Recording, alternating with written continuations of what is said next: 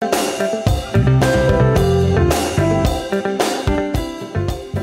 welcome back. And at noon today, President Jacob Zuma will preside over the launch of the African Regional Centre of the new Development Bank, the NDB. He'll be joined by the NDB President, Mr. Kundapur Vaman Kamath. You saw him in our news bulletin. Also, cabinet ministers, NDB executives, as well as other dignitaries. BRICS countries signed the agreement establishing the NDB at the Sixth BRICS Summit in July 2014 in Brazil, and in 2016, the bank was launched in Shanghai, China. So it's been a year. Let's find out how it's going and what to expect and the developments here for South Africa. We've got our Minister of Finance, Malusi Gigaba. Good to see you. Welcome to Morning Live. Thank you very much, Leanne. Good morning to you and to the listeners at home. Yes, so it's a big moment for South Africa, being the very first regional office of the NDB. Talk to us about this. It is a big moment. I think it's an important milestone, not only for South Africa, but for the African continent.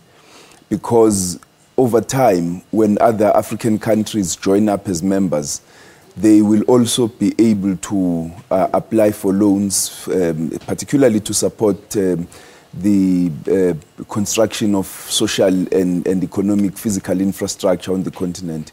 As you know, that Africa needs about 93 billion US dollars in order to address the infrastructure lag, which costs the African continent about 2% of GDP growth per annum.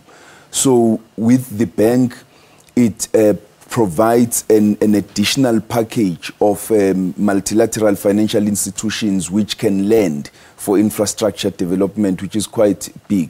But for us as a country, we're quite happy. We will sign the host country agreement with the bank this morning. Yeah. We will also, we've started working on a project pipeline. As the president of the bank indicated, the bank has about between 1 to 2 billion US dollars immediately available in order to support the infrastructure programs that we are going to provide to them. For South Africa specifically? For South Africa specifically. So it will assist us in increasing the amount of capital available for us to build infrastructure. Yes, it's loans, so it's not grants. Indeed. But it is, you know, multilateral institutions provide these loans on a competitive pricing basis. So we're quite excited, I think, with the progress that we're making. What is the difference between taking a loan from the World Bank, which we know has been in existence for about 70 years now, and this particular bank that is now a year old? What are the benefits? Well, the benefits, among others, you know, include that you will face less stringent conditionalities with the NDB, given that it is a developing country multilateral financial institution. We are members, we are founding members of the NDB, and therefore we've got a greater say, we've got greater influence. We are represented on the board of governors, the board of directors. Our voice is quite significant within the bank. We can influence quite a number of things. So it is quite a positive step for South Africa and for other developing countries.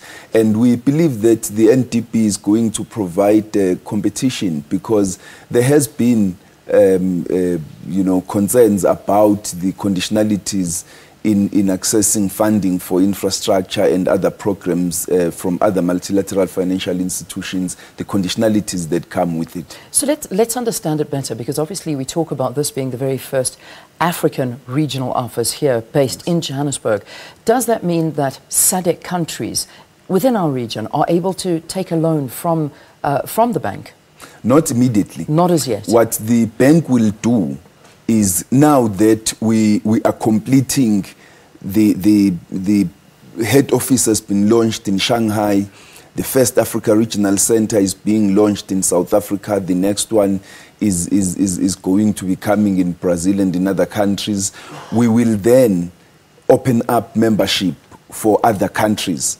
Once countries have taken up membership, they can then apply for loans from the bank, and that's when they will start accessing these loans. And so we are discussing at the level of the Board of Governors the issue of membership.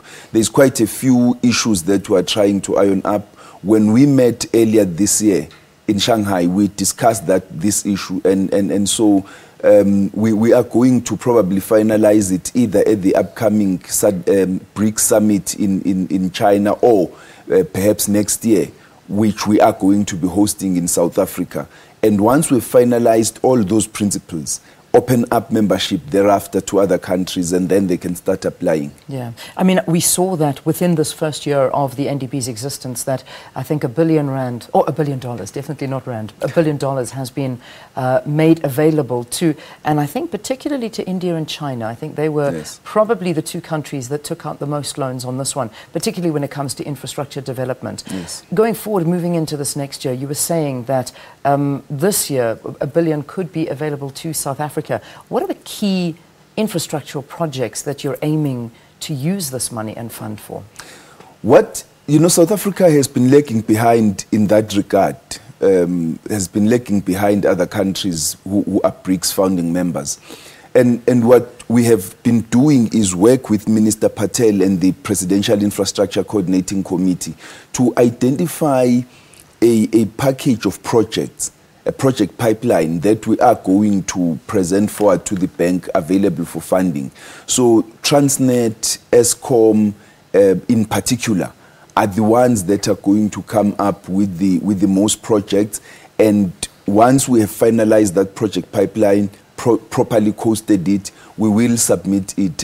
Hopefully by the time the BRICS Summit takes place beginning of September, we should have at least a preliminary project pipeline from South Africa. Yeah. Let's take a break, Minister. We'll continue this conversation afterwards and try and figure out South Africa's role in all of this and how South Africa, as a small player, has found itself in such a big playing field. So let's continue this conversation after the break at Morning Live SABC. If you want to get hold of us, that's our Twitter account.